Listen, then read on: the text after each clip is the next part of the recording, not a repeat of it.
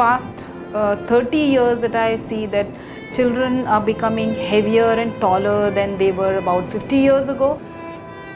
आज के इस युग में मोटापा एक बहुत बड़ी समस्या बन गया है और ये समझना बहुत ज़रूरी है कि किस बच्चे में मोटापा है या नहीं है.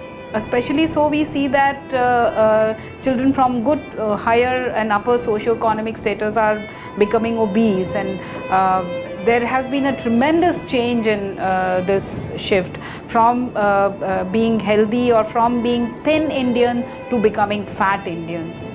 लड़कियों का हार्मोनल मेकअप और जो उनका बॉडी कॉम्पोजिशन है वो उनको ओबेसिटी की तरफ प्रोन करता है. ज़्यादातर देखा गया है जिस भी सोसाइटी में ओबेसिटी एपिडेमिक एंटर करता है, the first people who will get obese will be middle aged women. ज़्यादातर लोग ये मानते हैं कि अगर किसी बच्चे का वज़न बढ़ा हुआ है तो ये मोटापे का इशारा हो सकता है. पर अगर हम एक मेडिकल आधार पर या एक महत्व के आधार पर समझें तो मोटापे का अर्थ सिर्फ वज़न का बढ़ना नहीं है, बल्कि शरीर में फैट या चर्बी का बढ़ना होता है. और इसलिए ये समझना ज़रूरी है कि यदि बच्चे का वज़न उसकी मांसपेशियों या हड्डियों की मजबूती की वजह से बढ़ा है तो वो मोटापा नहीं है, और फैट को समझना बहुत ज़रूरी है. In our study we found that girls when they enter puberty they tend to become less active. They become more talkative, they want to sit down and talk with friends, and they leave sports, and that might be one of the reasons why they gain weight. Besides that, like boys, girls are also growing at that time and their appetite also increases. So these two things together make them more obese as compared to boys of the same age. आ गया है नया Horlicks 2 गुना ज्यादा immuno nutrients के साथ. बनो अंदर से strong, बाहर से टॉलर, स्ट्रॉन्गर और शार्पर. हॉर्लिक्स अंदर से स्ट्रॉन्ग. हम लोगों के पास एक प्रकार का कैलकुलेशन है जिसे बॉडी मास इंडेक्स कहते हैं, जिसमें बच्चे की हाइट के अनुसार वजन के रेशियो को देखकर यह पता लगाया जा सकता है कि उसकी बॉडी में फैट की मात्रा कम है, उपयुक्त है या अधिक है. जिन बच्चों का बॉडी मास इंडेक्स अपनी उम्र के अनुसार अधिक मात्रा में पाया जाता है उन्हें हम मोटापे की कैटेगरी में मानते हैं. So basic reasons for obesity are lack of exercises, watching TV, academic pressure, and eating junk food, because junk food is being advertised day in and day out. Pizza हट और कुरकुरे का चटपटा चीज़ी कॉम्बो. नया crunchy Kurkure pizza. You see, parents don't realize that these are all advertising gimmicks, and they, take after it. Favorite Maggi masala taste. बन गई ना health मजेदार सिर्फ 2 मिनट में. New Maggi oats noodles. Nestle, good food, good life. Bonvita will make a child brainy. Bonvita will make a child strong. What it is only empty calories.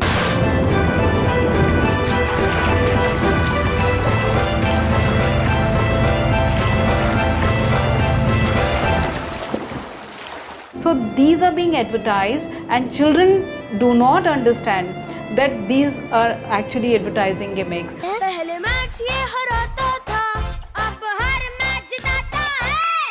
आखिर खाता क्यों है? बहुत इम्पॉर्टेंट है कि टीचर्स बच्चों को ये बताएं कि टिफिन में क्या लाएं, क्या खाएं, और कैंटीन्स में क्या क्या अवेलेबिलिटी होनी चाहिए फूड स्टफ की.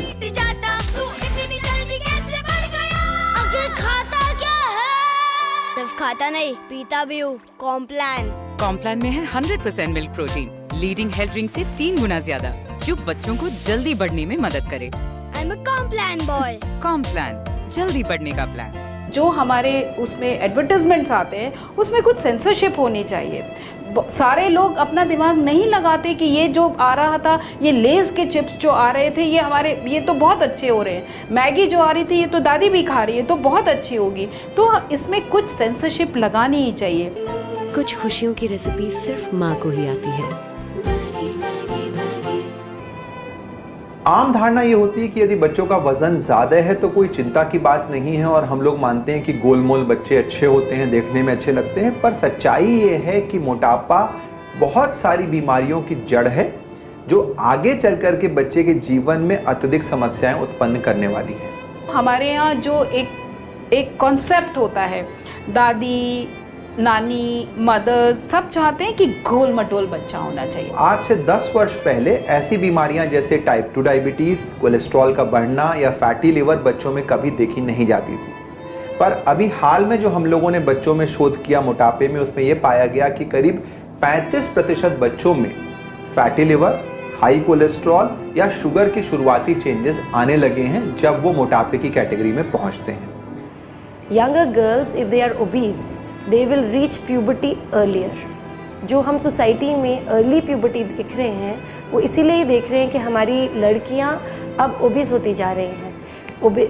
प्यूबर्टी में एंटर करने की एवरेज एज 12 इयर्स से कम होकर के 10 इयर्स हो गई है।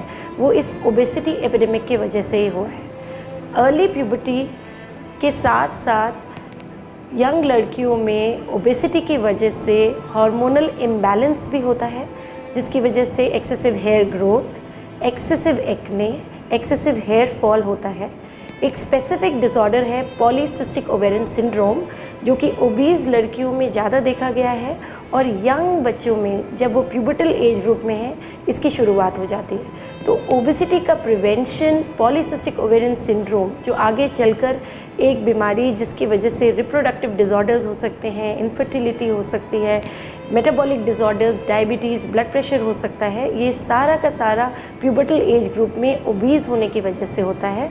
तो ये समझना बहुत ज़रूरी है कि अगर इस कम उम्र में यानी 12, 14, 15 साल में यदि ये कॉम्प्लिकेशंस उनके सामने आ रहे हैं तो उनकी पूरी ज़िंदगी पड़ी हुई है और आने वाले समयों में ये कॉम्प्लिकेशंस बहुत बड़ी समस्या खड़ी करते हैं। इसलिए हमें बच्चों के मोटापे को लेकर बहुत अधिक सचेत होना चाहिए और ये भी समझना चाहिए कि बच्चों में मोटापे के खत्म होने की संभावना जैसे जैसे उनकी उम्र बढ़ती जाती है कम होती जाती है। एक थिन बच्चा है जिसका वज़न उम्र के हिसाब से, लंबाई के हिसाब से ठीक है और एक बच्चा है जिसका वज़न ज़्यादा है, तो पेरेंट्स हमेशा कहेंगे मेरे पास आकर कि देखिए इतने इतने गोल मटोल बच्चे हैं, हमारा बच्चा बिल्कुल पतला दुबला रखा है। तो ये बात, ये कॉन्सेप्ट सब लोगों को होना चाहिए कि गोल मटोल बच्चे अच्छे नहीं होते हैं। बच्चे का वज़न उम्र के हिसाब से, लंबाई के हिसाब से ठीक होना चाहिए। बस जो भी एक्स्ट्रा फैट होता है यहाँ पर, वही फैट ओबेसिटी के रूप में जाना जाता है। आमतौर पे अगर एक बच्चे का वजन 14 साल पर ओबेसिटी की कैटेगरी में है तो लगभग 40% बच्चे जीवन भर ओबीज रहते हैं, 16 वर्ष पर 60% और 18 वर्ष पर 80%। यानी अगर हमें मोटापे को नियंत्रित करना है तो शायद 14 साल वो समय है जब हम उसको ठीक कर सकते हैं। उसके बाद तो जो जीवन की समस्याएं हैं हम उनको हल करते रहेंगे, जैसे डायबिटीज़ की समस्या, कोलेस्ट्रॉल की या फैटी लिवर की। ओबेसिटी के इतने दूरगामी प्रभाव हैं यंग लड़कियों में कि इतना ज़रूरी है कि हम ओबेसिटी को प्यूबर्टल एज ग्रुप में ही रोकथाम करें, वरना बहुत सारे दुष्प्रभाव लड़की के रिप्रोडक्टिव हेल्थ पर आ सकते हैं। आमतौर पे लोग जब हमारे पास आते हैं बच्चे को लेकर के मोटापे या ओबेसिटी की समस्या का, तो वो मानते हैं कि इसको थायराइड की प्रॉब्लम है या किसी हार्मोन की प्रॉब्लम है, इसलिए बच्चे का वजन या मोटापा बढ़ गया है। यथार्थ ये है कि अगर 100 बच्चे हमारे पास मोटापे के आते हैं तो उसमें से 95 बच्चों को कोई बीमारी नहीं होती है। और ये परिस्थिति जो हमारे सामने दिखती है वो मूलतः एक लाइफस्टाइल, एक जीवन शैली का विषय है। So we'll go catch the match.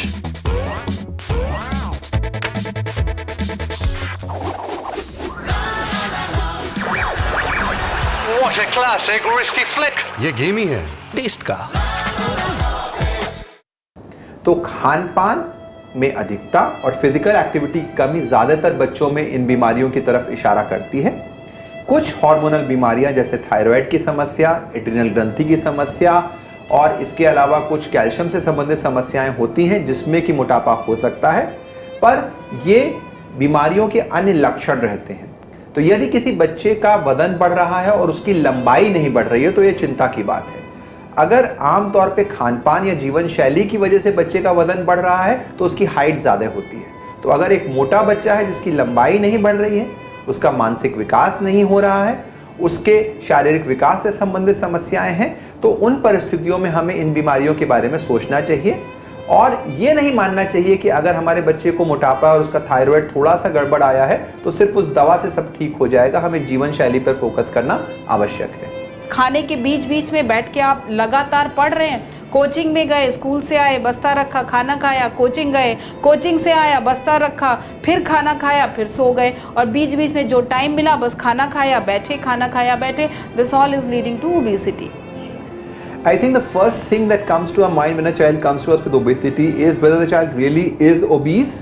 The second part is what is the cause of obesity, and then third would be how to plan in terms of investigations and management. तो अगर हम लोग बच्चे को देखते हैं तो सबसे पहले ये देखना चाहते हैं कि क्या ऐसी कोई बीमारी तो नहीं हो सकती जिसको हम आसानी से हल कर सके, तो उसके लिए कुछ हम लोग ब्लड टेस्ट करते हैं जिससे पता चल जाता है.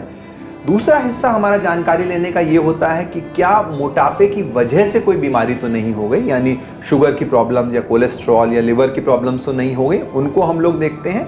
और ये सारे असेसमेंट करने के बाद हम लोग बच्चे के ट्रीटमेंट का प्लान करते हैं.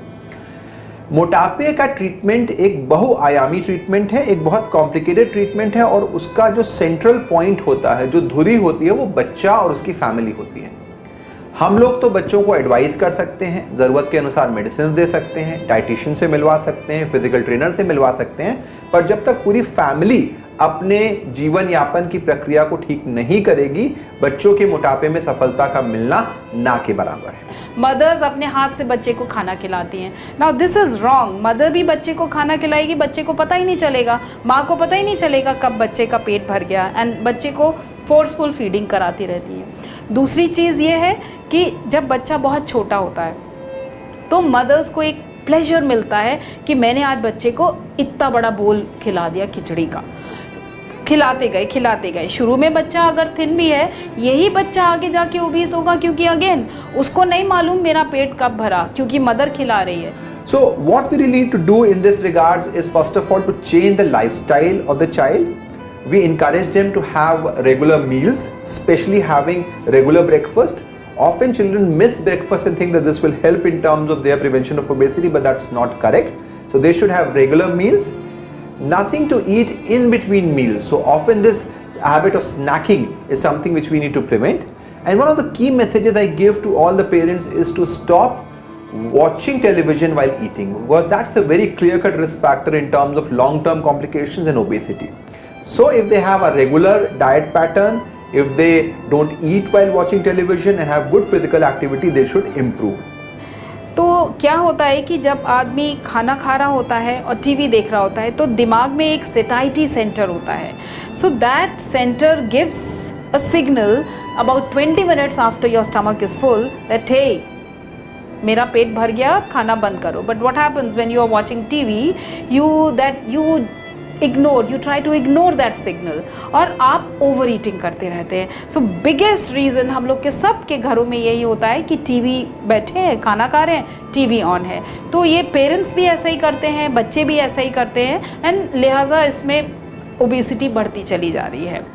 दूसरा आयाम जो इसका संबंधित होता है वो उनकी इनएक्टिविटी को कम करने का है, यानी कि शारीरिक गतिविधि को, जो उनकी कम काम वाली गतिविधियां हैं जैसे लैपटॉप, मोबाइल, कंप्यूटर, टीवी, ये सारी जो स्क्रीन टाइम होता है वो पूरे दिन में 1 घंटे से ज़्यादा नहीं होना चाहिए. ये हम लोग इनकरेज करते हैं. और फिजिकल एक्टिविटी भी उतनी ही ज़रूरी है, क्योंकि हमारे स्कूल्स में प्लेग्राउंड्स नहीं है, घर के बाहर इनसिक्योरिटी है, प्लेग्राउंड्स अपने शहर में नहीं है, प्लेग्राउंड्स बच्चों के खेलने के. सो बच्चे नेचुरली खेलने कूदने के गेम्स कम करते हैं. अब वो बैठे बैठे कंप्यूटर के गेम्स खेलते हैं, तो जितनी कैलोरीज आपने खाई उतनी कैलोरीज कंज्यूम तो हुई नहीं. अगर कंज्यूम नहीं हुई तो वो सारे फैट बढ़ाने में लग जाती हैं. तो पूरे हफ्ते में लगभग 150 मिनट, यानी आधा घंटे से 45 मिनट प्रतिदिन अगर वो अच्छी फिजिकल एक्टिविटी करें, जिसके लिए कोई ज़रूरी नहीं है कि वो जिम जाएं, वो एक simple activity, running, badminton, basketball, कोई भी खेल खेलें जिससे पसीना आए, वो उनके लिए सफिशिएंट होती है. तो लाइफस्टाइल मेजर्स हमारा मूलभूत आधार होते हैं. जिन बच्चों में मोटापा बहुत ज़्यादा होता है उनमें कुछ दवाइयां हैं जिन्हें हम लोग सावधानी से इस्तेमाल करते हैं, पर ये दवाइयां भी तभी काम करेंगी जब बच्चों में उपयुक्त तौर पे फिजिकल एक्टिविटी और लाइफस्टाइल चेंजेस किए जाएं. रिप्रोडक्टिव एज ग्रुप की यंग महिलाओं में ओबेसिटी के बहुत सारे दुष्प्रभाव हैं. अगर ओबीज महिला प्रेग्नेंट होती है तो महिला के हर प्रकार के कॉम्प्लिकेशंस का चांस कई गुना बढ़ जाता है एक नॉर्मल वेट की महिला के कंपैरिजन में. उसको प्रेगनेंसी के ब्लड प्रेशर, प्रेगनेंसी की डायबिटीज़, प्रेगनेंसी में बच्चों का मिसकैरेज हो जाना, बच्चों की ग्रोथ ज़रूरत से ज़्यादा, ज़रूरत से कम होना और नॉर्मल डिलीवरी के चांसेस कम होते जाना, ये देखा गया है। स्टडीज़ में मैटरनल मोर्टेलिटी भी ओबीज़ महिलाओं में ज़्यादा देखी गई है और जो ओल्ड एज की प्रॉब्लम्स हैं जैसे कि हार्ट डिजीज़, हार्ट अटैक्स, ये भी प्रेग्नेंट महिलाओं में अब ओबेसिटी की वजह से हम लोग देखने गए हैं, जो कि एक बहुत ही अलार्मिंग चीज़ है। इसके अलावा दूसरा दुष्प्रभाव बच्चे पे हो रहा है। ओबेसिटी का इंटरजेनरेशनल इफ़ेक्ट है। अगर मदर ओबीज़ है तो उसके बच्चे में जो नवजात शिशु है और उसकी चाइल्डहुड ओबेसिटी होने का चांस कई गुना बढ़ जाता है। जिन बच्चों में लाइफ थ्रेटनिंग ओबेसिटी होती है, यानी जिन्हें ऐसे कॉम्प्लिकेशंस हो रहे हैं कि उन्हें सांस लेने में दिक्कत हो रही है या फिर ऐसी शुगर हो रही है जो कंट्रोल नहीं हो पा रही, उन बहुत रेयर केसेस में, यानी कि 1000 में शायद एक बच्चे में, ये हम लोग ओबेसिटी सर्जरी की तरफ जा सकते हैं। और ये समझना ज़रूरी है कि ओबेसिटी सर्जरी कोई एक सिंपल प्रोसीजर नहीं है, ये एक बड़ा ही हाई रिस्क प्रोसीजर है और जहां उसके बिना काम ना चले तभी उसकी तरफ बढ़ना चाहिए। बच्चे के खुद के लेवल पर उसको खुद को इतना हम लोग एजुकेट करें कि वो खुद भी अपने आप ये समझे कि मेरे को क्या खाना है, क्या नहीं खाना है। So it has to be a multi prong attack to curb this menace of obesity. तो इसलिए बहुत ज़रूरी है कि हम बच्चों में मोटापे को ना होने दें और अगर हो गया है तो उसका समय रहते उसकी जानकारी लें और उसका हल करें जिससे कि मोटापे को दूर किया जा सके।